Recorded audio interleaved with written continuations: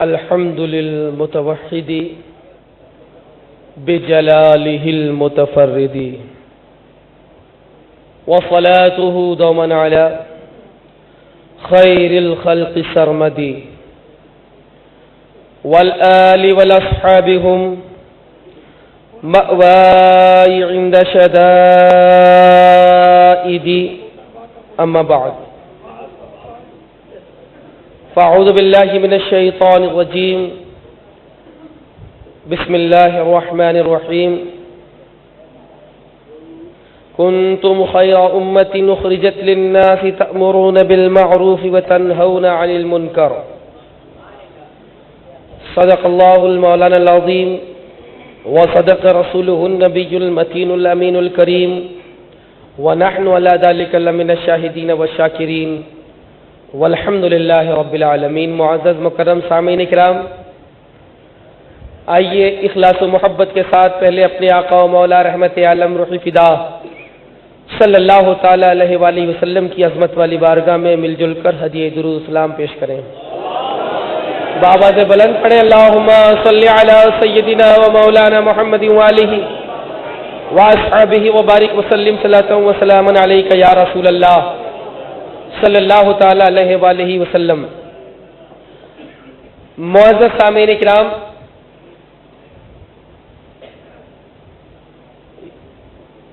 میں کوئی بہت بڑا نامور مقرر نہیں ہوں، لیکن یہ اعلی حضرت کے صدقے میں حق گوئی کی برکت ہے کہ آج حضور سراج ملت کے قدموں میں آ کر یہ موقع نصیب ہوا کہ اس بیدار مجمع میں میں آپ سے خطاب کرنا چاہ رہا ہوں۔ پہلے میں گزارش کروں گا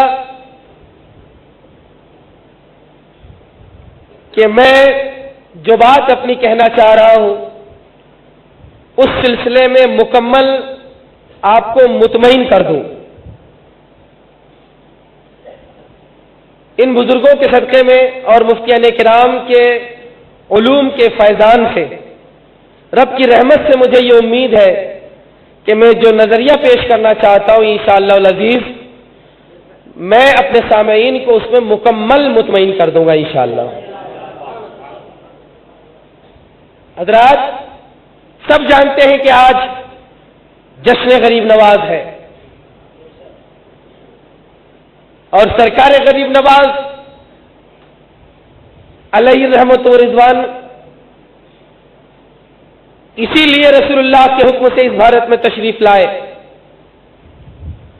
کہ وہ رسول اللہ صلی اللہ علیہ وسلم کے دین کو پھیلانے کے لیے امر بالمعروف یعنی نیکیوں کا حکم دے اور نہی عن المنکر یعنی برائیوں سے روکے۔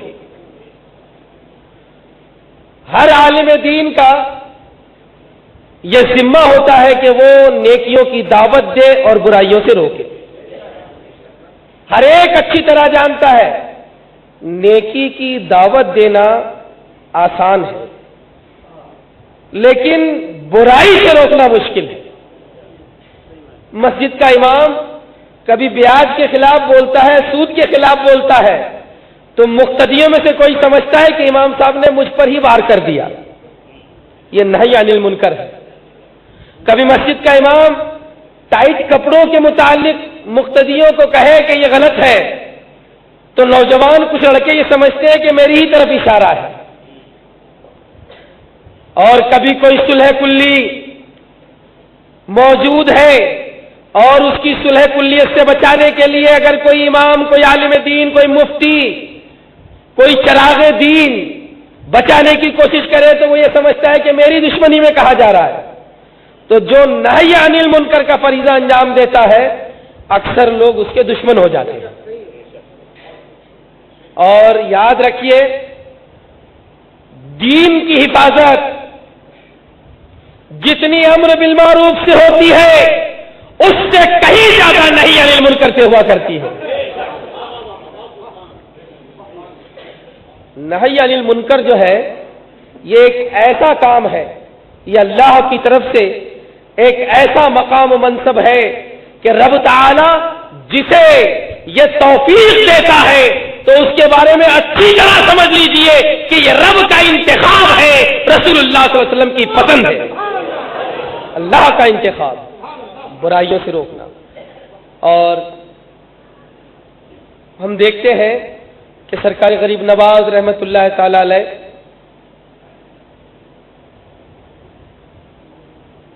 12 یا 14 سال کا ایک نوجوان اپنے کھیت میں، اپنے باغیچے میں ہے، کام بس اتنا ہے کہ انگوروں کو توڑنا، بازار میں لے جا کر بیچ دینا اور درختوں کو سیراب کر دینا پانی۔ اتفاق سے سب کو معلوم ہے، اور آپ ایسی جگہ پر ہیں کہ الحمدللہ آپ سرکار غریب نواز خواجہ خواجہ فخر ہندوستان خواجہ معین الدین چشتی حسن سنجری رحمت اللہ تعالی علیہ کے تعلق سے ہر مہینے کم از کم چھٹویں کو سنتے ہی رہتے ہیں۔ حضرت ابراہیم قندوزی جو شہر میں مشہور مجذوب تھے، تشریف لائے، کھلی کا ٹکڑا دیا، جھوٹی کھلی مجذوب کی انہوں نے چبائی اور ذہن کے اندر سے ساری دنیا کی محبت نکل گئی، آخرت کی اور اللہ رب العزت کی محبت ایسی سمائی کہ مدہوش ہو گئے، اور مدہوشی کی عالم میں فرماتے ہیں کہ میں نے عالم بالا کو ملاحظہ کر لیا۔ ماں کی خدمت میں آئے، عرض کی کہ ایسا ایسا میرے ساتھ معاملہ ہوا اور اب میرے دنیا سے دل اور طبیعت اچاٹ ہو گئی ہے، کیا کیا جائے؟ کہ باغ بیچ دو، پنچکی بیچ دو، صدقہ کر دو، خیرات کر دو، غربا اور مساکین میں تقسیم کر دو۔ پھر کیا کروں؟ بھائیے، غریب نواز کی ماں ہے، سلطان ہند کی ماں ہے، ماں نے کیا کہا؟ ماں نے یہ نہیں کہا کہ جاؤ بیٹا، جس نے تمہارے دل کو بدل دیا جاؤ ان کو گھومو، ڈھونڈو، تلاش کرو، وہ مجذوب ہے، جاؤ ڈھونڈو، ان کے پیچھے آگے گھومو۔ ماں نے یہ نہیں کہا، ماں نے جو درس دیا اسی درس کو امام اہل سنت نے فتاوی رضویہ میں فرما دیا کہ مجذوبوں کے پیچھے نہ گھومو، سالک کو تلاش کرو۔ ماں نے کیا کہا؟ ماں نے یہ کہا کہ بیٹا تیاری کرو، ایسا نہیں کہا کہ جاؤ فلاں خانقاہ میں مرید ہو جاؤ، مراقبے کرو، فلاں پیر صاحب کے پاس جاؤ، ان کے ہاتھ میں ہاتھ دے دو اور خوب وظیفے کرو۔ ماں نے کیا کہا؟ بیٹا سامان تیار کرو، مدرسے میں جاؤ، حافظ قرآن بنو، عالم دین بنو۔ اس کا مطلب یہ ہوا کہ خواجہ کی اور خواجہ کی مقدس ماں کی تعلیم یہ ہے کہ جب تک مدرسہ نہیں ہوگا تب تک خانقاہ نہیں ہوگی۔ اسی لیے حضور سراج ملت نے اپنی خانقاہ کے ساتھ مفتی اعظم ہند کے فیضان کا مدرسہ بھی قائم کر دیا ہے، سرکار غریب نواز کی تعلیم۔ اور اس سلسلے میں ایک نوجوان اپنی بڑی بہن کو اپنے گھر میں دیکھتا ہے کہ روزانہ رات میں وہ اپنے حجرے سے نکلتی ہے اور گھر کے صحن میں جا کر رات بھر وہاں رہتی ہے، صبح فجر پڑھ کر واپس صحن سے آتی ہے گھر میں، حجرے میں۔ تو اس نے کئی بار یہ محسوس کیا کہ رات میں حجرے سے نکلتی ہے دیر رات میں اور صحن میں رہتی ہے، کسی بھی چھوٹے بھائی کو اپنی بہنوں کے تعلق سے کچھ نہ کچھ شکوک اور شبہات گزرتے ہیں۔ اس نے سوچا کہ ذرا نگرانی کی جائے، اپنے ہی حجرے، اپنے ہی کمرے کے دروازے کی جھری سے اس نے دیکھنا شروع کیا کہ یہ رات میں کیا کرتی ہے۔ تو اس نے دیکھا کہ بہن نے مصلی بچھایا، رب کی بارگاہ میں کھڑی ہو گئی، نماز ادا کر رہی ہے، طویل قیام، طویل رکوع، طویل سجدہ، اور جب رات کا آخری حصہ آیا تو بھائی دیکھتا ہے کہ آسمان سے ایک نور اترا اور بہن کو پورے نور نے گھیر لیا ہے۔ دوسرے دن سوچا کہ اور میں دیکھوں کہ کیسا کیسا رب کی طرف سے رحمت کی برسات میری بہن پر ہوتی ہے۔ پھر اس نے دوسرے دن دیکھا، جب رات کا آخری حصہ ہوا تو بھائی نے دیکھا کہ جب بہن نے دعا کے لیے ہاتھ اٹھائے، آسمان سے نور اترا، اس نور کے ساتھ چمکتے دمکتے معرفت کی شراب کا پیالہ ہے، شربت کا پیالہ ہے۔ بہن کے قریب پیالہ آیا، بہن نے پورا پیالہ پی لیا، پیالہ واپس چلا گیا. پھر دوسرا پیالہ آیا اور بہن نے پیا. بھائی نے سمجھ لیا کہ نور کا پیالہ ہے, معرفت کا پیالہ ہے, اللہ رب العزت کی نورانیت میری بہن پر برس رہی ہے. تو وہیں دروازے سے بھائی نے آواز لگایا کہ بھائی بہن ایک پیالہ تو پی چکی, دوسرا پی رہی ہو, اب میرے لیے کچھ بچا کر رکھنا. بہن نے جلدی جلدی پیا, بھائی نے پیالے میں ہاتھ ڈالا اور اسی کو چاٹ لیا. اب بہن سے پوچھئے کہ بھائی کا کیا عالم ہے. بہن کہتی ہے کہ سنو, میرا بھائی منصور حلاج, میرا بھائی منصور حلاج شراب معرفت کی 2 بوند برداشت نہیں کر سکا. یہ اس کی بہن روزانہ 2 پیالے پیا کرتی ہے. وہ عالم جذب میں ہے اور یہ عالم سلوک میں ہے.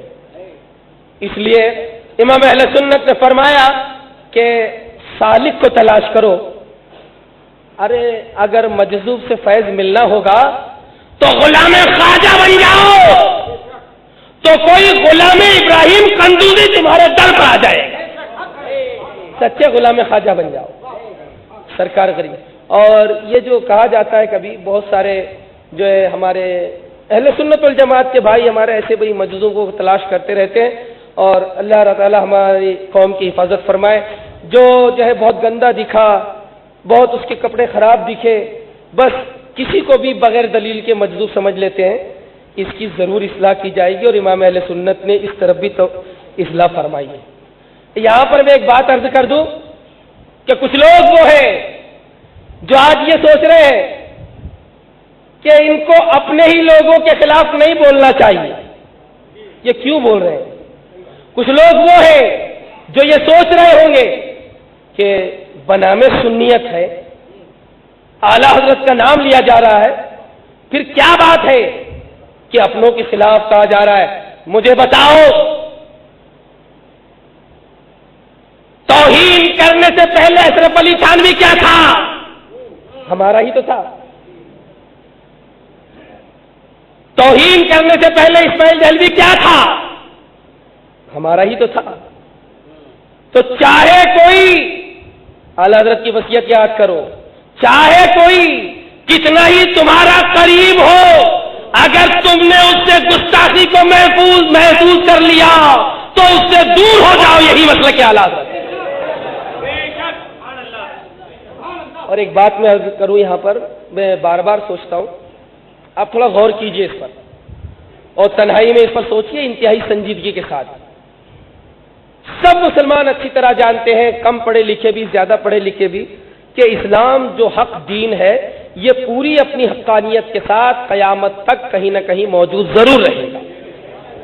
ایک حدیث پاک کے مطابق یہ ہے کہ اس دنیا میں ایسا بس قرب قیامت میں ہوگا کہ کوئی مسلمان نہ رہے, ورنہ کم از کم 7 مسلمان جو حق پر قائم ہیں وہ ضرور اس دنیا میں رہیں گے, حق پر رہے. اللہ تعالیٰ اس دین کی حفاظت کرے گا, سب کو معلوم ہے.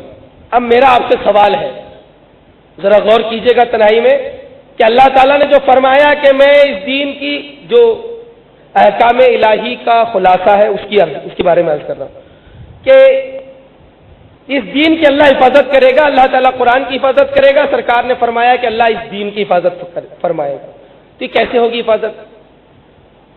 کوئی غلطی کرے گا تو کیا آسمان سے تختی اترے گی کہ تختی میں آپ پڑھ لو صاحب یہ سفید صافے جو پہن کر آئے ہیں یہ صلح کلی ہے اور یہ دوسرے سارے فرقوں کے ساتھ رہ کر زندگی بسر کرنا چاہتے ہیں؟ کیا یہ بتانے کے لیے آسمان سے تختی اترے گی؟ یا یہ بتائیے کہ کوئی درخت زمین سے اگے گا اور اس درخت کے پتوں پر یہ لکھا رہے گا کہ یہ جو ہرے صافے پہن کر آئے ہیں یہ وہ لوگ ہیں جنہوں نے شروع ہی سے رد وہابیہ کرنے سے منع کر دیا, فرقہ باطلہ کے خلاف زبان کھولنے سے منع کر دیا؟ کیا ایسا ہوگا؟ نہ درخت سے کی پتیوں پر لکھا ہوگا, نہ آسمان سے کوئی تختی اترے گی. تو پھر اللہ تعالیٰ عالم اسباب میں اس دین کی حفاظت کیسے فرمائے گا؟ اس کا طریقہ کیا ہوگا؟ تو رسول اللہ صلی اللہ علیہ وسلم نے فرمایا العلماء ورثۃ الانبیاء, سارے علماء یہ انبیاء کے وارث ہے، عالم تمہیں بتائے گا کون سنی ہے کون غیر سنی ہے، اور اسی سے دین کی حفاظت ہوگی، اسی سے دین کی حفاظت ہوگی۔ آج جو ہے قرآن اور حدیث کی روشنی میں، علم کی روشنی میں جو مخالفت کی جا رہی ہے، مسلک اعلیٰ حضرت کیا ہے؟ قرآن اور حدیث کی سچی تعلیمات کا نام مسلک اعلیٰ حضرت۔ تو آج جو یہ کہا گیا کہ مسلک اعلیٰ حضرت والے نہیں ہے، مطلب یہ ہوا کہ یہ قرآن اور حدیث کی سچی تعلیمات پر نہیں ہے۔ تو یہ جو کہا جا رہا ہے کہ مسلک اعلیٰ حضرت والے نہیں ہے، یہ ویسے ہی نہیں کہا گیا کہ کوئی دشمنی تھی، کوئی زمین جائیداد کا جھگڑا تھا، یا کوئی کسی کی جو ہے معاذ اللہ رشتہ داری وغیرہ تھی اور اس رشتہ داری میں کچھ چپکلش ہو گئی، کچھ پیسوں کا لین دین تھا اور اس پیسے کے لین دین میں بات انبن ہو گئی۔ یہ علم کی بنیادوں پر، دلائل کی بنیادوں پر کہا جا رہا ہے۔ میں پہلے آپ کو بتا دوں کوئی بات کہنے سے پہلے کہ اسی ممبئی میں دعوت اسلامی کی ابتدا ہوئی تھی، اور اسماعیل حبیب مسجد میں مولانا شاکر صاحب ہرے صافے کے ساتھ پاکستانی تحریک دعوت اسلامی کا کام کیا کرتے تھے۔ یہ دعوت اسلامی اسماعیل حبیب مسجد سے باہر نہیں نکلی، اور یہ لوگ ابھی کلیان بھی نہیں پہنچے تھے کہ ہم لوگ ناگپور سے آئے اور اسے ناگپور لے گئے۔ اور میں آپ کو بتا دوں کہ میں نے 4.5 سال تک دعوت اسلامی کا کام کیا۔ آپ کو تعجب ہوگا کہ یار یہ 4.5 سال تک کام کر رہا ہے، تو ہو سکتا ہے کہ اس کو کچھ تنخواہ نہیں ملی ہوگی یا کچھ پیسوں کا معاملہ رہا ہوگا۔ رب تعالیٰ کا فضل و کرم ہے، میں مسجد میں اتنے علماء کی موجودگی میں بول رہا ہوں کہ اللہ رب العزت کے فضل و کرم سے تنہا ایک شخص میں اس وقت ہندوستان میں اپنے آپ کو سمجھ رہا ہوں، یہ میرے رب کا فضل ہے۔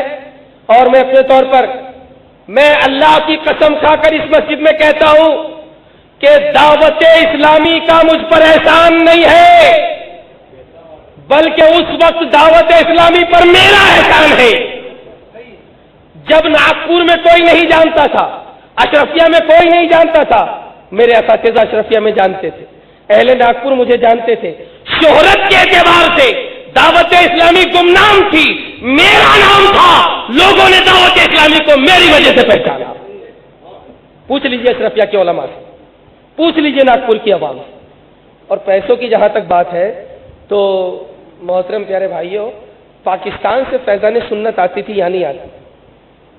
تو فیضان سنت کے چند ابواب سے مخالفت کرنے کے باوجود آج بھی وہ فیضان سنت ناگپور کے مساجد میں موجود ہے، جس میں میں نے شروع کے خواب والے کاغذوں کو نکال کر پھاڑ کر پھر ممبر پر رکھا تھا جب میں دعوت اسلامی کا ہندوستان کا نائب امیر تھا مولانا شاکر کے بعد۔ 4.5 سال تک جو دعوت اسلامی کی خدمت کی، جی ہاں، میں عرض کر رہا تھا کہ فیضان سنت پاکستان سے آتی تھی، اور یہاں جو ہے کوئی مکتبہ وغیرہ نہیں تھا دعوت اسلامی کا۔ وہ ایک عرفان بھائی نمک والے ہیں جو شاید آج سنی دعوت اسلامی سے منسلک ہوں گے، ان کے پاس رہا کرتی تھی، 200 روپیہ اس کا ہدیہ تھا۔ اپنے ذاتی خرچ سے میں نے وہ خواب والے حصے نکال لیے تھے، وہ نکال کر ہی رکھتا تھا مساجد میں، کیونکہ مجھے شروع سے وہ پسند نہیں تھا۔ اپنے ذاتی خرچ سے جب دعوت اسلامی کے پاس انڈیا میں کوئی رقم نہیں تھی، کوئی فنڈ نہیں تھا، یہ زکاتیں وصول نہیں کرتے تھے اور سینہ تان کر کہتے تھے کہ مولانا لوگ چندے کرتے ہیں، ہم چندہ نہیں کرتے، یہ کہا کرتے تھے۔ یہ مولانا لوگ نذرانے لیتے ہیں، ہم نذرانہ نہیں لیتے، اور یہ کہتے ہیں کہ حضرت صاحب بڑی سادگی سے رہتے ہیں، لیکن جب یہاں ممبئی سے ناگپور گئے تھے تو سارے مبلغین جنرل بوگی میں جا رہے ہیں اور یہ ایسی 2 ٹائر میں جا رہا ہے، خود حضرت صاحب کا عالم۔ تو یہ کتاب تقریباً 350 کتابیں اپنے ذاتی خرچ سے جب دعوت اسلامی کے کروڑپتی حضرات نہ پھیلا سکے، اس وقت اس فقیر نے پھیلائی تھی۔ تو پیسوں کے اعتبار سے دیکھیے تو دعوت اسلامی کا مجھ پر احسان نہیں، الحمدللہ میں نے کبھی دعوت اسلامی سے نہ تنخواہ کے نام پر، نہ نذرانے کے نام پر اور نہ اور کسی نام پر کوئی رقم لی ہے نہ کوئی پیسہ لیا ہے، اللہ کا فضل و کرم ہے۔ تو کوئی الحمدللہ، اور یہ جو دعوت اسلامی کے ذمہ دار ہیں، میں نام لے کر بولتا ہوں، پوچھ لیجئے مولانا شاکر سے، پوچھ لیجئے ابو بکر سے کہ انہوں نے اپنی زندگی میں کبھی مجھے 1 روپیہ دیا ہو، اور پوچھ لیجئے ان سے کہ ناگپور کے فخر الدین نے دعوت اسلامی پر اپنی کتنی رقم خرچ کی ہو۔ آج جب تقریر سن کر آپ جاؤ گے تو یہ میٹھے بھائی آپ کو یہ کہیں گے کہ ہو سکتا ہے کہ پہلے ملتا رہا ہوگا، بند ہو گیا۔ بات یہ نہیں ہے میرے پیارے، بات کیا ہے؟ بس میں ابتدا کرتا ہوں۔ بات یہ ہے کہ دعوت اسلامی جب ناگپور میں مولانا شاکر صاحب کا اجتماع ہوا تو وہ اجتماع الیاس قادری کے اجتماع کے جیسا نہیں تھا، دونوں میں تھوڑا فرق ضرور ہے، لیکن اب کیا بتائیں، یہ بھی ظہیر الدین قادری صاحب کی محبت میں ایسے کھو گئے کہ ایک ظہیر الدین کے لیے پورے اہل سنت کو قربان کر دیا، اختلاف پیدا کر دیا۔ میرا پیغام مولانا شاکر رضوی صاحب کو ہے، وہ مجھے بہت اچھی طرح آج سے نہیں 90 سے جانتے ہیں۔ میرا پیغام یہ ہے کہ مولانا شاکر صاحب اپنے استاد کی محبت میں نہ کھو، اور ظہیر الدین صاحب آپ اچھی طرح سن لو، اپنی اکڑ پو سب ایک طرف رکھ دو۔ جو آپ نے یہ قانون بنایا کہ سارے مسلکی اختلافات کو بالائے طاق رکھ دیا جائے گا، یہ شریعت کی روشنی میں غلط ہے، اس پر حکم کفر ہے۔ علماء کونسل کے اس ایک دفعہ سے توبہ کر لو، رجوع کر لو، پورے ہندوستان کا اختلاف ختم ہو جائے گا، ختم ہو جائے گا۔ اور شاکر صاحب آپ سے گزارش ہے کہ آپ جو ہے ظہیر الدین صاحب اگر توبہ کرتے ہیں تو ٹھیک۔ میں نے ایک بار حضرت قاری ظہیر الدین صاحب سے بھی بات کی تھی، اب حضرت کیا کہیں، اس وقت ہم حضرت حضور دست بوسی وغیرہ سب کیا کرتے تھے۔ میں نے گفتگو کی کہ حضرت یہ جو ہے بولے یہ جو لوگ مجھ پر کفر کا فتویٰ دے رہے ہیں یہ لوگ کانگریسی مولانا ہیں، صرف کانگریس کی وجہ سے دے رہے ہیں، معاذ اللہ رب العالمین۔ ہر ایک مسلمان چاہے جس پارٹی میں ہو، وہ بھلے ہی بی جے پی میں ہو، یہ اچھی طرح جانتا ہے کہ سارے مسالک کے اختلافات کو بالائے طاق رکھنا یہ کسی پارٹی کی بات نہیں، پارٹی سے متعلق بات نہیں، یہ دین حق سے متعلق بات ہے۔ پارٹی کا کیا تعلق ہے اس میں؟ تو آپ نے دین حق کی خلاف ورزی کی تھی، بی جے پی کی خلاف ورزی نہیں کی تھی۔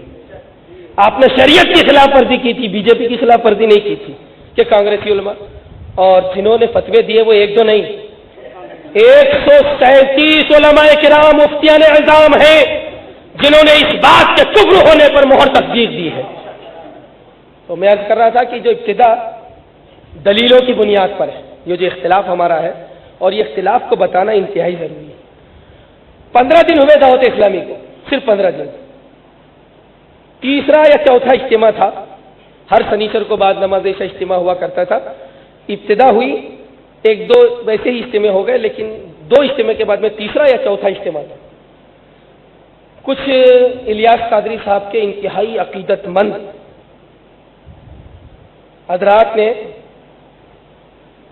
ایک نعت خواں کو ایک نعت سکھائی تھی، وہ تنہائی میں سکھا دی اس کو۔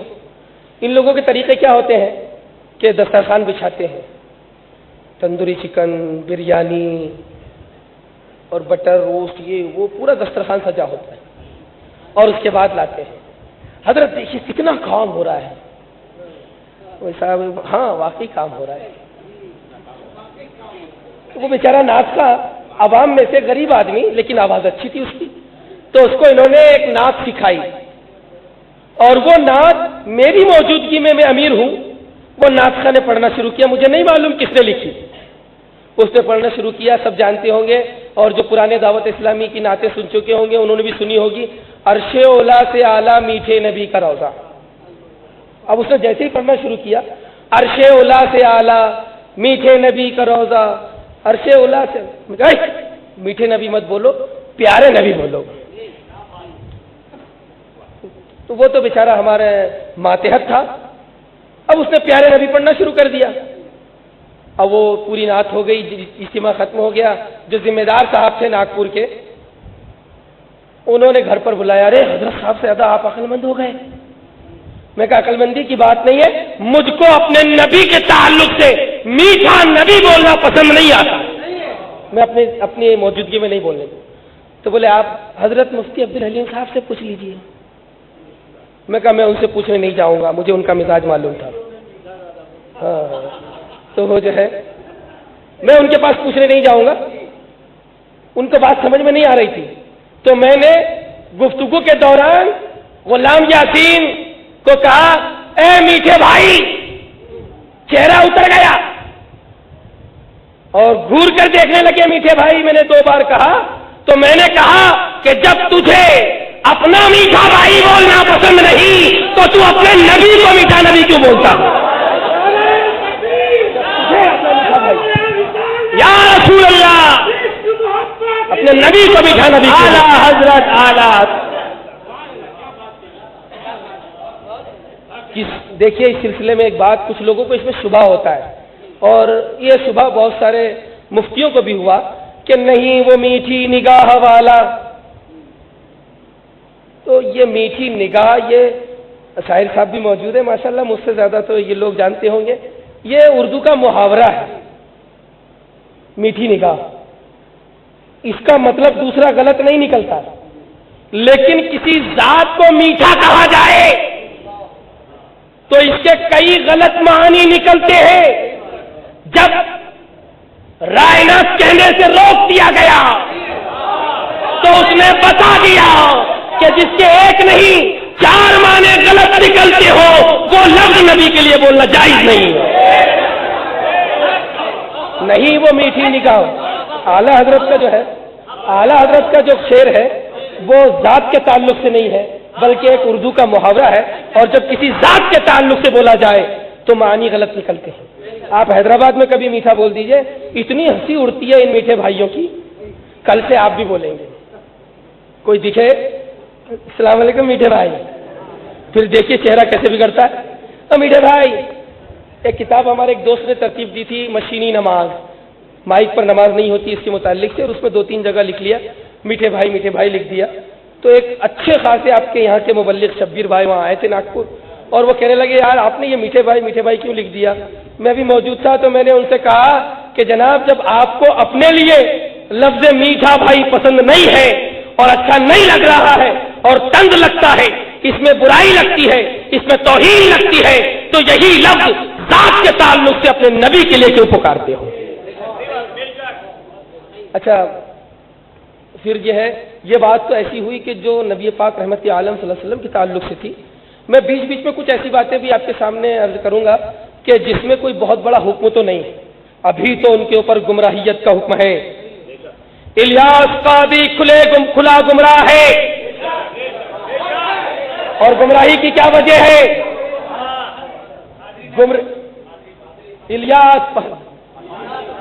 الیاس اتار، مولانا الیاس اتار،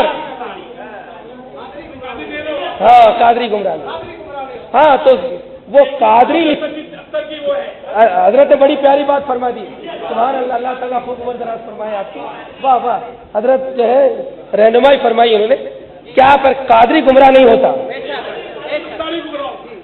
قادری، لیکن وہ تو قادری لکھتا تھا۔ بات یہ ہے کہ جب تک اویس ان کی مریدی میں رہا، اویس قادری، تو پہلے اچھی طرح ہم کو معلوم ہے ناگپور میں 2 بار آئے، میرے گھر بھی آئے، ساتھ میں ہم لوگوں نے کھانا بھی کھایا، تو ابتدا میں وہ الیاس قادری بولتے تھے، اویس قادری بولتے تھے، اور آخر میں جب وہ الگ نہیں ہوئے تھے، الیاس قادری سے بدزن نہیں ہوئے تھے، اپنے آپ کو وہ اتاری لکھنے لگ گئے۔ خود ان کا بیٹا جس کا نام احمد رضا ہے، یہ اپنے آپ کو قادری لکھتے تھے، اور بعد میں قادری ہٹا دیا، اتاری لکھنا شروع کر دیا، تو قادری گمراہ نہیں ہوا، اس نے قادری نسبت کو چھوڑ دیا تو گمراہ ہوا، اس نے قادری نسبت کو چھوڑ دیا، نسبت قادری کو چھوڑ دیا، تب گمراہ ہوا ہے۔ صحیح فرمایا، قادری گمراہ نہیں ہوتا۔ نسبت قادری کو چھوڑ دیا، قادری گمراہ نہیں ہوا۔ اور آپ پوچھیں گمراہی کی کیا وجہ ہے؟ اپنے لوگوں کو آپ گمراہ بولتے جاؤ گے تو کس کس کو کاٹو گے؟ کس کس کو کاٹو گے؟ اچھا یہ جو کم سے کم یہ صحیح کہ بات غلط ان کے پاس میں ہے، چلیے بہت سے لوگ کہیں گے گمراہ نہیں، حرام کاری میں ملوث نہیں، حرام کام نہیں کرتے، تو کم سے کم اتنا تو مانیں گے جو بہت زیادہ متشدد ہیں ان کی حمایت میں۔ میری کئی ایسے عالموں سے گفتگو ہوئی جو ان کی حمایت میں بہت متشدد ہیں، میں ان کے نام لینا مناسب نہیں سمجھ رہا ہوں، لیکن جس سے بھی میری گفتگو ہوئی جو یہ کہتے ہیں کہ نہیں مخالفت نہیں کرنا چاہیے، اپنے لوگ ہیں، اور کیا بولتے ہیں مشکل یہ ہے اگر یہ کام ہوتا ہے کہ لوگ کام نہیں کر رہے ہیں تو یہ چھوٹی مشکل تھی، کام نہیں کرنے دیا جا رہا ہے یہ بڑی مشکل ہے۔ سرکار حافظ ملت کا یہ جملہ ہے، لیکن اس کو وہ چسپا کر رہے ہیں اس پر۔ ارے اگر کسی مولانا کا مولانا سے مال و دولت اور پیسے کا جھگڑا ہو تو ہو سکتا ہے یہ بات فٹ ہو جائے، مدرسے کی بنیاد سنگ بنیاد وغیرہ کا مسئلہ ہو، تنخواہ کے کم زیادہ ہونے کا مسئلہ تو ہو سکتا ہے یہ بات فٹ ہو جائے، لیکن جہاں مخالفت قرآن و حدیث کی سچی بنیادوں پر ہوتی ہے وہاں کے لیے جملہ نہیں بلکہ حق حق ہوتا ہے، باطل باطل ہوا کرتا ہے، حق حق ہوتا ہے اور باطل باطل ہوا کرتا ہے۔ میں عرض کر رہا تھا کہ بہت سے جو ہیں جو بہت متشدد ہیں، یہ ان کی مخالفت کر رہے ہو، تم کو یہی کام رہ گیا، دوسرا کام نہیں رہ گیا؟ وہ تو اللہ کا کرم ہے، فضل ہے، یہ بھی سرکار اعلی حضرت کی کرامت ہے۔ بالکل نوٹ کر لیجئے، پورے ہندوستان کے اندر سب سے زیادہ مخالفت کرنے والی شخصیت،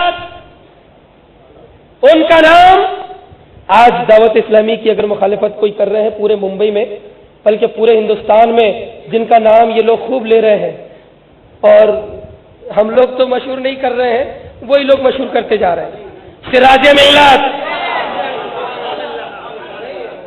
سراج ملت مخالفت کر رہے ہیں، اور ناگپور کے ہمارے ادھر کے علاقے میں اگر کوئی مخالفت کر رہا ہے تو یہ فقیر کر رہا ہے۔ تو یہ کیا کہتے ہیں کہ کام نہیں کر رہے، کام نہیں کرنے دے رہے۔ یہ اعلی حضرت کی کرامت ہے کہ جو ایک نہیں 4 مدرسے چلائے، ہزاروں لوگوں کو گمراہی سے بچائے، جس کی تقریریں لوگوں کو ایمان پر قائم کر دے، جو اتنا بڑا کام کر رہا ہے وہ مخالفت کر رہا ہے، تو بات سمجھ میں آ گئی کہ مخالفت کام نہیں کرنے کے لیے نہیں ہے بلکہ مخالفت رسول اللہ کے کام کو آگے بڑھانے کے لیے۔ وہ لوگ مخالف، اور جو کچھ نہیں کر رہے وہ تو بالکل کھو گئے، اسی میں ڈوب گئے، نذرانوں میں کھو گئے، جو کچھ بھی نہیں کر رہے وہی لوگ زیادہ تر دکھیں گے۔ یار صاحب کیا ضرورت آپ کو؟ میری کئی لوگوں سے گفتگو ہوئی، بھائی مخالفت کیوں کرتے ہو؟ تو مخالفت کرنے کی شرعی بنیادیں ہیں، اور اس کے گمراہ ہونے میں آج نہیں۔ میں اب ایک بات ضروری عرض کر دوں جس میں گمراہی کا حکم ہے، افہام و تفہیم چلتا رہا سالوں سال سے، لیکن جو گمراہی کی وجہ، اصل وجہ دیکھیے، مولانا الیاس صاحب سے بات چیت ہوتی تھی، میری خود 2 مرتبہ 3 گھنٹے بالکل تنہائی میں گفتگو ہوئی، اور جب میں مبلغ تھا اس وقت موبائل کا دور نہیں تھا، لینڈ لائن فون ہوا کرتا تھا، اور ISD کال بہت مہنگے ہوتے تھے، تو پوسٹ آفس میں جا کر رات میں 2 بجے 2:30 بجے اگر کال کرو تو وہ بھی رات کو جاگنے والا پوری رات جاگتا ہے اور دن کو سوتا ہے۔ جی الو رات بھر جاگتا ہے، بالکل صحیح بتا رہا ہوں میں۔ اچھا ایک اور بات، جب ناگپور حضرت تشریف لائے تھے تو ان کے مریدین جو پاکستان کے مبلغین تھے وہ کہا کرتے تھے کہ حضرت صاحب صائم الدہر ہیں۔ ہاں حضرت صاحب پورے سال بھر میں صرف 2 مہینے شاید ہو کہ جس میں روزہ نہ رکھے، پورے سال بھر روزہ رکھتے ہیں۔ تو جب 4-5 دن ناگپور میں رہے تو میں نے ان کا معمول دیکھا، سحری کرتے ہیں، اولے وقت میں اپنے کمرے میں جماعت کر کے نماز ادا کر لیتے ہیں۔ ہم مریدوں کو بولتے ہیں تکبیر اولا کے ساتھ نماز پڑھی، تکبیر اولا کے ساتھ پڑھی، اول وقت میں اپنے کمرے میں فجر پڑھ لیتے ہیں اور 3:30-4 بجے سو کر اٹھتے ہیں. اس کے جی میں گواہ ہوں مسجد میں روزہ کہاں بھاری پڑے گا حضرت پر 3:30-4 بجے اٹھے, عصر پڑی, تھوڑی ادھر ادھر کی گفتگو, یہ لو مغرب کا ٹائم آ گیا, صائم الدہر. حضرت عمر علی مرتضی رضی اللہ تعالیٰ عنہ فرماتے ہیں کہ روزے کا مزہ تو جب ہے کہ بھرپور شدت کی گرمی ہو اور انسان مزدوری کرے. یہ گمراہی کی جو وجہ میں بتا رہا ہوں, کر رہا ہوں, میری بھی ان سے کئی بار گفتگو ہوئی, تو میں خود اپنی گفتگو جو ان سے میں کسی کی سنی سنائی بات نہیں بتا رہا ہوں, اس میں کوئی شک ہی نہیں, اور میں انتہائی یقین کی منزل پر ہوں. میری خود کی جو گفتگو ہوئی ان سے, اس گفتگو کے دوران بات یہ ہوئی کہ میں نے کہا حضرت مفتی عبدالعلیم صاحب کے یہاں بھی میں گیا تھا گھر پر, حضرت مفتی عبدالعلیم صاحب کے, اور حاجی غلام یاسین صاحب جنتا گلاس والے جو ناگپور میں ذمہ دار بنے پھرتے ہیں, انہوں نے ایک بار کہہ دیا تھا کہ ہم دیوبندی کی دال نہیں بولیں گے, سنی کا سین نہیں بولیں گے, اور میں امیر. تو مجھے 1-2 لڑکوں نے بتایا کہ یہ بول رہے ہیں کہ دیوبندی کا دال نہیں بولیں گے, سنی کا سین نہیں بولیں گے. میں مفتی عبدالعلیم صاحب کے یہاں گیا, میں نے کہا حضرت اصلاح ضروری ہے, ٹھیک ہے, نماز کی دعوت ضروری ہے, ٹھیک ہے, تبلیغی جماعت کا تحریک کے ذریعے جواب ضروری ہے, ٹھیک ہے, لیکن حضور آپ مجھ سے بڑے ہیں, میں آپ کے شاگردوں کے برابر بھی نہیں. میری یہ عرض ہے کہ جو کوئی ادارہ, جو کوئی تحریک, جو کوئی پیر اگر یہ کہے کہ ہم رد وہابیہ نہیں کریں گے یا رد وہابیہ کرنے سے روکیں گے, قسم خدا کی اگر دعوت اسلامی میں واقعی ایسا ہے اور مولانا الیاس قادری واقعی ایسے ہیں, تو ساری دنیا میں سب سے پہلے دعوت اسلامی کو ناگپور میں لانے والا میں, سب سے پہلی مخالفت کرنے والا بھی میں ہی رہوں. مفتی عبدالعلیم صاحب تو حضرت نے فرمایا, حضرت ایسا ہے بیٹا میں زیادہ بات نہیں کر سکتا, میں ہارٹ کا مریض ہوں, بیڈ ریسٹ ہے, میں زیادہ بات, آپ ایسا کرو نا مولانا الیاس قادری حضرت صاحب سے ہی بات کر لو. رات میں 2:30 بجے کے قریب فون لگایا, ان کو بات چیت ہوئی, تو میں نے کہا حضرت جو ہے رد وہابیہ کی اجازت ہونی چاہیے. میں نے بہت نرم لہجے میں بات کی, کیونکہ جب کسی کے دل میں کچھ بات بٹھانی ہے تو لہجہ نرم ہونا چاہیے. اعلیٰ حضرت نے یہی فرمایا. وہ اس پر سرکار اعلیٰ حضرت رحمۃ اللہ تعالی علیہ نے بڑی پیاری مثال دی ہے, نرمی کرو, جب تک افہام و تفہیم کی منزل ہے, رحماء بینہم کی تفسیر بن جاؤ, اور جب نہ سمجھے تو سراج ملت کی تلوار رضا کا شیر بن جاؤ, نہ سمجھے تو نرمی برتو. اعلیٰ حضرت نے کیا پیاری مثال دی ہے, وہ تو آپ نے بار بار سنی ہوگی اور سراج ملت کے سامعین ہیں آپ. حدیث شریف میں کہ ایک عربی بدو آیا اور اس نے کہا کہ اسلام میں زنا حرام ہے, مجھ کو اجازت دے دیجیے زنا کی, اور اس کے بعد میں اسلام قبول کرتا ہوں. تو صحابہ بہت جلال میں آئے کہ یہ کیا بول رہا ہے, صحابہ کے چہرے بدل گئے. چاہتے ہی تھے صحابہ کے سرکار سے اجازت لیں کہ اس کو ہم کچھ کر دیں, اجازت دیجیے, کتنی بڑی بات بول رہا ہے کہ مجھے زنا کی اجازت دے دیجیے, اور سرکار زنا سے اتنی نفرت کرتے ہیں اور سرکار ہی سے بول رہا ہے اجازت دے دیجیے. تو نبی پاک نے فرمایا قریب آؤ. وہ قریب آیا, کہا اور قریب آؤ, اور قریب آیا, کہا اور قریب آؤ, وہ اور قریب آیا, یہاں تک کہ اس کے گھٹنے سرکار نبی پاک کے مبارک گھٹنوں سے مل گئے. سرکار نے اس کے سینے پر ایک ہاتھ مارا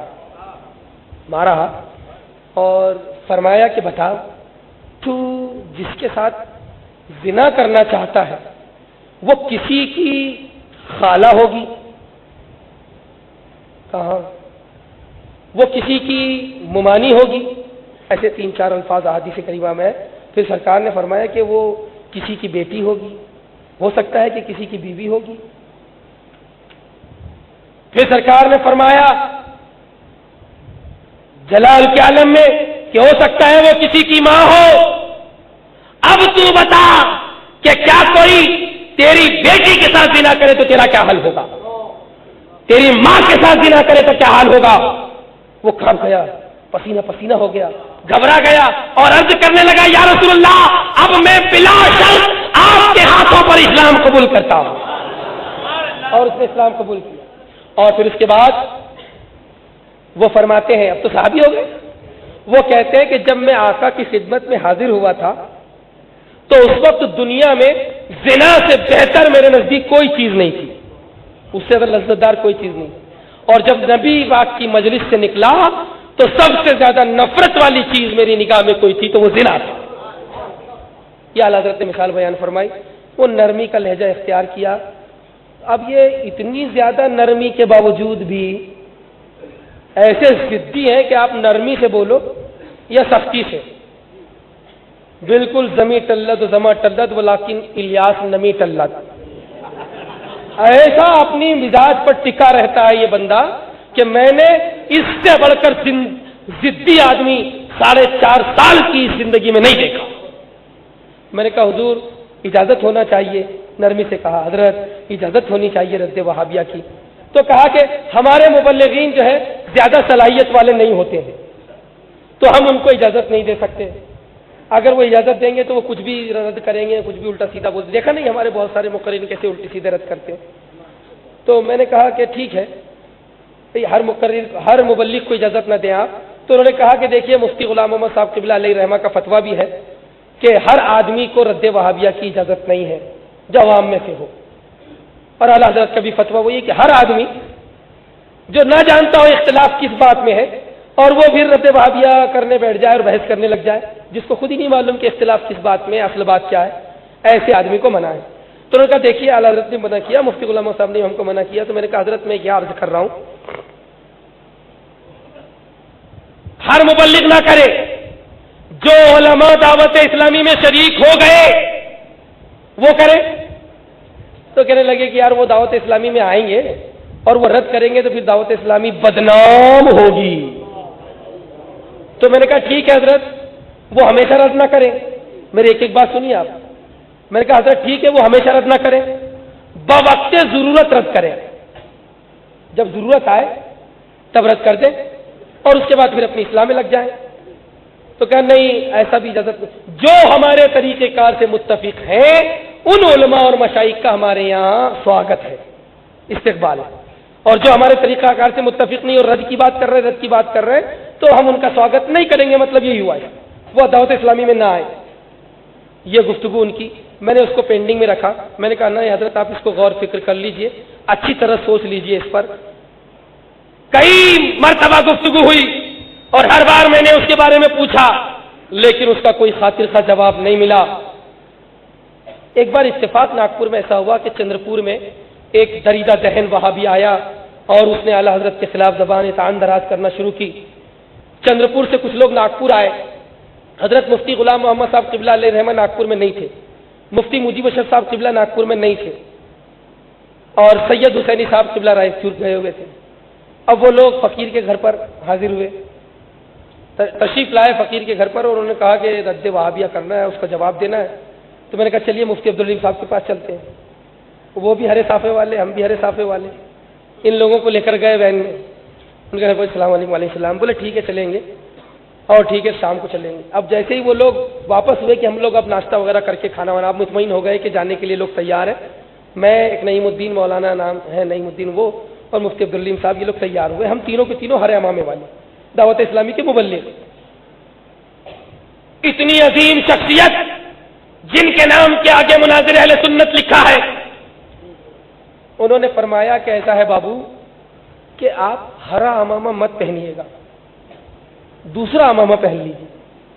میں نے کہا کیوں حضرت؟ میں نے عرض کیا کہ میں ہرا امامہ پہنوں گا، پیارے اسلامی بھائیوں کہوں گا الصلاۃ والسلام علیکہ یا رسول اللہ پڑھواؤں گا، اور دعوت اسلامی کا نام لوں گا اور وہابیوں کا رد کروں گا۔ اگر دعوت اسلامی والوں کو برا لگے تو تمہاری دعوت تمہیں مبارک، اعلیٰ حضرت مجھے مبارک۔ بس اسی کے 6 مہینے کے بعد میں نے دعوت اسلامی کو چھوڑ دیا، ترک کر دیا۔ 6 مہینے کے بعد چھوڑا تو معاملہ یہ ہوا کہ ایک دعوت اسلامی کے مبلغ، یہ جو ہے نا یہ بات جو رد وہابیہ سے، دیکھیے اگر عام مسلمانوں کو منع کرے تو بات الگ، عام مبلغ کو منع کرو تو بات الگ، ایسا مبلغ جو رد وہابیہ کے قابل نہ ہو، میں تو اپنے علم کے مطابق یہ سمجھتا ہوں مفتیان کرام بتائیں اس کو تو اصلاح کرنے کی بھی اجازت نہیں آج کے دور میں. ایسا مبلغ، وہ ظہیر الدین جو ہے وہ ابھی بعد میں گمراہ ہو گئے اور ان کے اوپر حکم ہے، لیکن انہوں نے الیاس قادری کو بڑی پیاری بات کہی تھی. الیاس قادری نے کہا تھا، سید حامد اشرف صاحب کے روم میں بات چیت ہو رہی تھی اسی موقع پر، تو اس نے کہا تھا کہ میں اپنے مبلغین کو کہتا ہوں کہ تم تو حضرت علی کا نام آئے تو مشکل کشا مت کہا کرو، مشکل کشا مت کہا کرو. بولے کیوں مشکل کشا کیوں نہیں کہے؟ تو ظہیر الدین صاحب نے پوچھا تو کہا اگر مبلغ سے کسی نے سوال کر لیا کہ حضرت علی کو مشکل کشا کیوں کہتے ہو تو ہمارے مبلغ جواب نہیں دے پائیں گے. یہ جواب تھا. تو اس پر وہی ظہیر الدین صاحب جو پہلے بالکل شیروں کی طرح دہاڑا کرتے تھے، انہوں نے اچھا جواب دیا تھا. ابھی ان کے اوپر حکم ہے، وہ اس کی تعریف کر رہا ہوں. اس وقت اچھا جواب دیا تھا. مجھے وہ جواب جب بھی یاد آتا ہے تو دل میں ایک جو ہے نا عقیدت و محبت کا طوفان امڑ جاتا ہے. انہوں نے جواب دیا تھا کہ مولانا جواب نہیں دے سکتے، یہ جواب ہے تو سنو، 100 بھیڑیں پیدا کرنے سے ایک شیر بنانا بہتر ہے. 100 مبلغ مت بناؤ، ہرے صافوں کی تعداد مت بڑھاؤ. ایک پختہ اہل دین رد وہابیہ کے لیے تیار کرو. ہزاروں مبلغین پر بھاری ہوگا. سبحان اللہ سبحان اللہ. ہزاروں مبلغین پر بھاری ہوگا. یہ تو وہ باتیں تھی کہ جن کی بنیاد پر ان کے اوپر اور باتیں ہیں جن کی بنیاد پر گمراہی کا حکم ہے. گمراہی کا حکم جن باتوں کی بنیاد پر ہے ان میں سے ایک بات ہے جس پر حکم خود الیاس قادری پر بھی ہے. وہ بات عرض کر دوں. میں 2-3 گمراہی کے تعلق سے جو دلائل ہیں وہ آپ کے سامنے پیش کر دیتا ہوں. اس کے بعد پھر 2-4 تھوڑی آپ ہو سکتا ہے کہ تب تک کچھ بور ہونے لگے تو کچھ چٹکیلی باتیں بھی، ان کے بڑے لطیفے بھی ہیں. جی ہاں ہاں میں فیضان سنت میں جو خواب کا حصہ ہے انتہائی سنجیدہ بات ہے. میں ابھی انشاءاللہ چٹکیلی باتیں تھوڑی دیر کے بعد پیش کروں گا. انتہائی سنجیدہ بات ہے. فیضان سنت میں خواب ہے کہ ایک خاتون حضرت صاحب کی، الیاس قادری صاحب کی، انہوں نے کیسٹ سنی تھی ٹی وی کی تباہ کاریاں. ٹی وی کی تباہ کاریاں. یہ ٹی وی کی تباہ کاریوں پر تقریر کرتے تھے اور گھر سے ٹی وی نکالنے کی بہت زیادہ ترغیب دیتے تھے.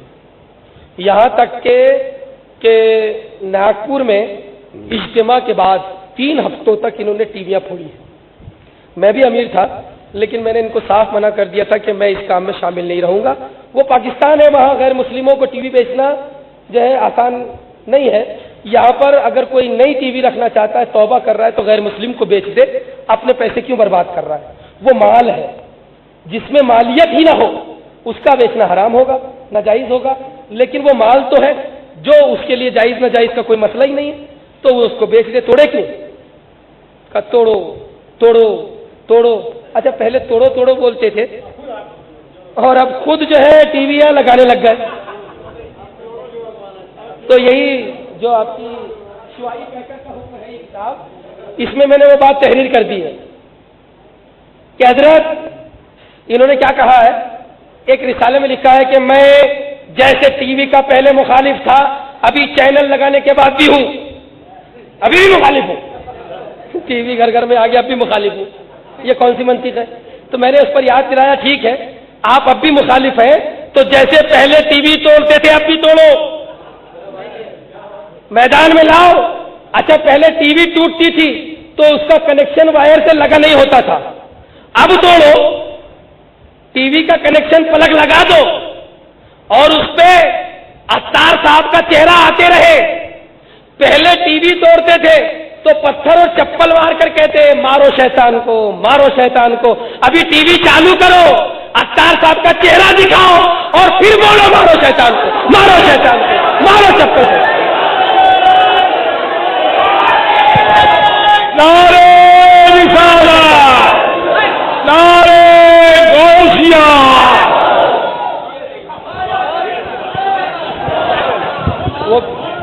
فیض رضا اتاریوں پہ फैज़ रज़ा बागियों पे अत्तारी चैनल जिंदाबाद।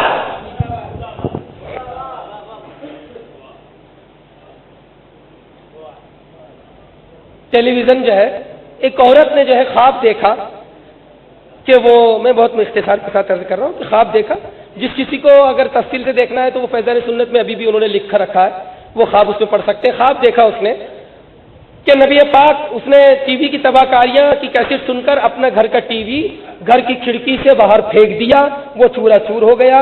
अब वो सो गई, उसने ख्वाब में देखा कि इलियास कादरी को मेरा सलाम कहना सरकार फरमा रहे हैं। जो भी ख्वाब रहता है उसमें इलियास कादरी को सलाम पहले रहता है, शरीयत का हुक्म बाद में रहता है। वो शरीयत का हुक्म ही बोल रहे हैं उसको। तुमने अपने घर से मेरे दुश्मन को निकाल दिया, बहुत अच्छा किया। क्या कहा? और ये बात किसकी बयान की उन्होंने? इलियास कादरी की नहीं, किसी मौलाना की नहीं, बल्कि माज़अल्लाह सरकार की जबान से कहलवा रहे हैं कि तुमने अपने घर से मेरे दुश्मन को निकाल दिया। और अब वही दुश्मन इनकी मस्जिदों की जीनत बना हुआ है। अभी नागपुर से एक साहब गए थे पाकिस्तान, फैज़ान मदीना में गए, तो वो जब गए थे तो उनको दावत इस्लामी वाले ले गए, बड़ी अकीदत में गए और हजरत साहब से मुलाकात भी की, बड़ी अकीदत में। सब जो है दस्तबोसी कर रहे हैं, इन्होंने भी दस्तबोसी की। और हुजूर वहां से वापस आए तो दावत इस्लामी से बदजन होकर। मैंने कहा क्या बात हुई? कहा ठीक है, टीवी इन्होंने जायज करार दे दिया, लेकिन मैं बताता हूं कि ग्राउंड फ्लोर पर मस्जिद में 12 बाई 36 इंच का एलसीडी लगा हुआ है। इधर जमात खत्म हुई, मदनी चैनल चालू, अब मस्जिद में जो नमाज पढ़ने आ रहा है वो नमाज यहां पढ़ रहा है, सामने इलियास कादरी है, आवाज भी आ रही है। फर्स्ट फ्लोर पर भी यही, थर्ड फ्लोर पर भी यही, और बाजू में मस्जिद से लगा हुआ एक हुजरा है, उसमें भी यही। मस्जिद को सिनेमा घर बनाया। पाकिस्तान के फैज़ान मदीना, पाकिस्तान गए थे, यहां पर भी टीवी लगा कर बैठे। मस्जिदों के अंदर तस्वीरें, जब नबी पाक ने अंबिया की तस्वीरों को आम मस्जिद में नहीं, काबे की दीवार पर बाकी न रखा, तो तुम इलियास कादरी की तस्वीर को मस्जिद की दीवारों पर क्यों सजाते हो? और नबी की सुन्नतों का दावा है। और मैं एक बात अर्ज कर दूं कि जब ये बोलेंगे यार ये तस्वीर तस्वीर बोल रहे हैं, वो तस्वीर नहीं है। मैंने ये किताब तहरीर कर दी है बुजुर्गों की दुआओं से, इसका जवाब अभी तक उनके पास में नहीं है। मेरा चैलेंज है कि अगर वो तस्वीर नहीं है तो मेरी शुआई पैकर का जवाब लाएं। और दूसरा चैलेंज, जितने दावत इस्लामी वाले यहां से कराची तक सुन रहे हो, हुजूर सिराज मिल्लत के फैज़ान और अपने असातिज़ा की बरकतों से कह रहा हूं, रब ने वो कुव्वत दी है तो उसे ला फख्र तहजीब नियमत के तौर पर कहता हूं। यहां से पाकिस्तान तक तुम्हारे पास जो आलिम, जो मुफ्ती हो, उसे ले आओ, कसम खुदा की मैं उसे तस्वीर साबित करूंगा और तुम यह साबित करो कि वो तस्वीर नहीं है। आओ, हमारे बुजुर्गों को छोड़ दो, ताजुश शरिया से बात करने की बात बाद में, सिराज मिल्लत से बहस करने की बात बाद में। इन बुजुर्गों के गुलामे में, सरकार गौसे आजम के इस गुलाम में अल्लाह रब्बुल इज्जत ने वो हौसला अता किया है कि पूरे भारत नहीं, पूरे वर्ल्ड में जिस मुफ्ती को तुम काबिल समझते हो ले आओ और साबित करो कि ये तस्वीर नहीं है। और हम साबित करते हैं सुभान अल्लाह, ये तस्वीर नहीं है, तस्वीर नहीं है। इस फकीर का चैलेंज है, खुला चैलेंज। और अगर आपको मैदान में आने में शर्म आ रही हो तो 50-50 दोनों तरफ के आदमियों को बिठा लो और एक हॉल में बैठ जाओ। आ जाओ, जब कौम में इतनी गुमराही फैल रही हो, लोग वो कहेंगे साले ये तो सब मुनाजरे पर ही आ गए, ये तो मुनाजरे पर आ गए। जब कौम में गुमराही फैल रही है, इख्तिलाफ चल रहा है, रोड पर इख्तिलाफ की बातें हो रही हैं, ऐसे मौके पर अगर इख्तिलाफ को खत्म करने के लिए हम मुनाजरे का चैलेंज करते हैं तो रब की रहमत से ये उम्मीद रखते हैं कि एक एक लफ्ज में हमको सवाब मिलेगा, एक एक लफ्ज में सवाब मिलेगा। एक बात और अर्ज कर दूं, मौलाना एक बड़े हमारे मुकर्रिर तशरीफ लाए थे नागपुर में, تو انہوں نے پلین سے آئے, پلین سے گئے. ان کے عقیدت مندوں نے ان کو پلین کا ٹکٹ دیا. تو دعوت اسلامی کے مبلغین نے میرے سامنے 2-3 بار کہہ دیا, آپ مولانا لوگوں کا بڑا سپورٹ کرتے دیکھا, پلین سے آ رہے ہیں, پلین سے جا رہے ہیں, اچھے اچھے گھروں میں ٹھہر رہے ہیں, اچھا اچھا کھا رہے ہیں. بڑی جلن ہوتی ہے. جس کو علماء کی خوشحالی سے جلن ہو وہ کیسا سنی ہے, کیسا مسلمان ہے؟ ارے صحیح پکا مسلمان تو یہ ہے کہ اپنے قوم کے عالم دین پر خوشی دے کر اسے خوشی ہو جائے, وہ خوش ہو جائے. جلن ہو رہی اس کو. پھر کیا ہوا کہ ناگپور میں حضرت صاحب تھے, ہم بھی ان کی خدمت میں لگے ہوئے جا رہے آ رہے ہیں. ایک صاحب سورت کے آئے, ان کا نام بھی مجھے معلوم ہے, میں نام جانتا ہوں, ابھی بھی وہ موجود ہیں سورت میں. انہوں نے کہا حضرت بمبئی میں اجتماع نہیں ہو سکا, ہم چاہ رہے ہیں کہ سورت میں کر لیں. تو ماشاء اللہ الحمدللہ ہمارے پاس سورت کر لیں. یہ کھڑے تھے, اس کے بعد میں پلنگ پہ بیٹھ گئے. وہ جو ہے الیاس قادری صاحب سے زیادہ عمر والے تھے, تو ان کو قریب بلایا, داڑھی, میرے چاند میرے لال, بالکل اجتماع رکھ دیجیے, بالکل ہمارے پاس ویزا بھی ہے. تو انہوں نے کہا ٹھیک ہے. اب جو ہے تھوڑا سنجیدہ ہو گئے. لیکن دیکھیے جو اجتماع کی دعوت دے رہے تھے وہ کروڑ پتی آدمی ہے. اب ان کو کیا معلوم, پہلے پوچھ لینا چاہیے. اب بلا وجہ ہی بول رہے ہیں. دیکھیے صاحب, آپ مجھ کو, یہ انداز, آپ مجھ کو جس کمرے میں ٹھہرائیں گے اس کمرے میں اٹیچ لیٹرین باتھ روم ہونا چاہیے. کمرہ ایسی ہو تو بہتر ہے, ایسی ہو تو بہتر ہے, لیکن اٹیچ لیٹرین باتھ روم ہونا چاہیے. اب اتنا بول دیا تھا, یہیں خاموش ہو جاتا.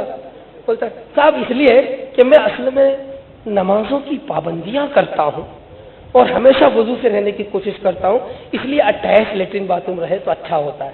اس میں وہ طنز کر گیا کہ جو تمہارے یہاں مولانا لوگ آئے وہ نماز کے پابند نہیں تھے, ان کو اٹیچ نہیں ملا تو چلا, لیکن مجھ کو اٹیچ ہونا چاہیے. تو میں باہر نکلا اور میں نے حاجی غلام یاسین کو کہا کہ صاحب دیکھ لیا آپ نے, علماء کے ٹکٹ پر نظر, ان کے کھانوں پر نظر, ان کے رہنے پر نظر, اور جو حضرت صاحب سادگی میں رہنے کا لاکھوں کے مجمع میں دعویٰ کرتے ہیں, ان حضرت صاحب کا یہ عالم کیا اٹیچ چاہیے. اس کے بعد سے میں نے ان کی چڑ ڈال دی. آج بھی اگر کوئی آپ کو کہیں مل جائے غلام یاسین صاحب تو ان سے پوچھیے اٹیچ کا کیا مسئلہ ہے. میں ابھی بھی کئی لوگوں نے ان سے پوچھا اٹیچ کا کیا مسئلہ ہے صاحب. اٹیچ, یہ بات کیوں کہہ رہا ہوں میں, اگر تم نے علماء کی حسینہ اڑائی ہوتی, اگر تم نے علماء کی توہین نہ کی ہوتی تو اٹیچ میں رہو کہ اے سی میں رہو, ہم کو کیا مطلب تھا. لیکن تم علماء کی ہنسی اڑا کر, علماء کی توہین کر کے خود عیش کرنے کے چکر میں ہو, اس لیے ہم کو اٹیچ والی چلو ڈالنی پڑی. ابھی جو ہے اب یہ گمراہی کی بات تو نہیں ہے, بس آخری بات حضرت اجازت کر دو, لاسٹ بس آخری بات. پچھلے سال رمضان سے پہلے عمران قادری صاحب نے میں ٹی وی نہیں دیکھتا الحمدللہ, اور میرے گھر میں الحمدللہ آج تک ٹی وی آیا نہیں, اور میں اللہ رب العزت کے فضل و کرم سے, اس کے محبوب پاک صلی اللہ علیہ وسلم کی عنایت سے یعنی پرکھنے کے لیے بھی نہیں دیکھا میں نے ابھی کہ کیا ہے اس میں, کیا نہیں دیکھنا چاہیے, نہیں دیکھا. جو لوگ دیکھتے ہیں ہمارے احباب میں سے, انہوں نے آ کر بتایا پچھلے سال رمضان سے پہلے کہ ایک یورپین لڑکی, ایک لفظ عمران قادری بیان کر رہے ہیں کہ ایک یورپین لڑکی نے, دیکھو مدنی چینل کی فضیلت, مدنی چینل کے فائدے. یورپ میں ایک لڑکی نے مدنی چینل دیکھا, اور مدنی چینل دیکھ کر وہ مبلغ سے بہت متاثر ہو گئی لڑکی. ہاں, مبلغ سے بہت متاثر ہو گئی. میرے خیال سے وہ مبلغ صاحب کو اور ہمارے اسد اقبال صاحب کو کھڑا کر دیا جائے تو ان سے زیادہ ہینڈسم یہی نظر آئیں گے. تو وہ جو ہے مبلغ صاحب کو جو ہے دیکھ کر بہت زیادہ متاثر ہو گئی. وہ ڈھونڈتے ڈھونڈتے کراچی آ گئی, لوگوں سے پوچھا کہ مجھ کو مبلغ صاحب سے ملنا ہے, یہ مبلغ صاحب سے ملنا ہے, یہ مبلغ صاحب سے ملنا ہے. تو لوگوں نے مبلغ صاحب سے ملا دیا. وہ بہت تفصیل کے ساتھ میں مختصر عرض کر رہا ہوں. تو مبلغ صاحب سے ملا دیا. اب مبلغ صاحب سے ملے تو اس نے کہا کہ میں آپ کی باتوں سے بہت متاثر ہوئی, اب میں اسلام قبول کرنا چاہتی ہوں. تو انہوں نے اسلام قبول کروا دیا. تھوڑی اس میں تفصیل تھی. پھر اس کے بعد اس لڑکی نے کہا کہ نہیں, میں آپ کو پسند کرنے لگی ہوں, میں آپ سے نکاح کرنا چاہتی ہوں. کون؟ عمران قادری بیان کر رہے ہیں. حضرت صاحب وغیرہ سب بیٹھے ہوئے. تو اس نے نکاح کر لیا، لیکن کچھ دنوں کے بعد اس کے رشتہ داروں کو پتہ چلا تو وہ واپس اس کو غیر ملک لے گئے، وہ ان کی قید میں ہے، آپ دعا کیجیے قید سے آزاد ہو جائے۔ اور رو رہے لوگ، وہ لوگ رو رہے ہیں قید سے آزاد ہو جائے۔ پھر اس کے بعد سنجیدہ ہو کر کہتے ہیں معلوم ہے آپ کو کہ وہ مبلغ کون ہے جو متاثر ہوئی، اسلام قبول کیا، نکاح کیا، معلوم ہے مبلغ کون ہے؟ وہ مبلغ ہمارے مولانا حضرت الیاس قادری صاحب ہیں۔ یہ ہے مدنی چینل۔ ہمارے حضرت صاحب بہت پیسہ بچاتے ہیں، لیٹرین میں 2 لائٹ لگائے ہیں، ایک بڑا ایک چھوٹا۔ جب اندر جاتے ہیں تو بڑا لائٹ بجھا دیتے ہیں کیونکہ اب بڑے کی ضرورت نہیں، چھوٹا لگاتے ہیں۔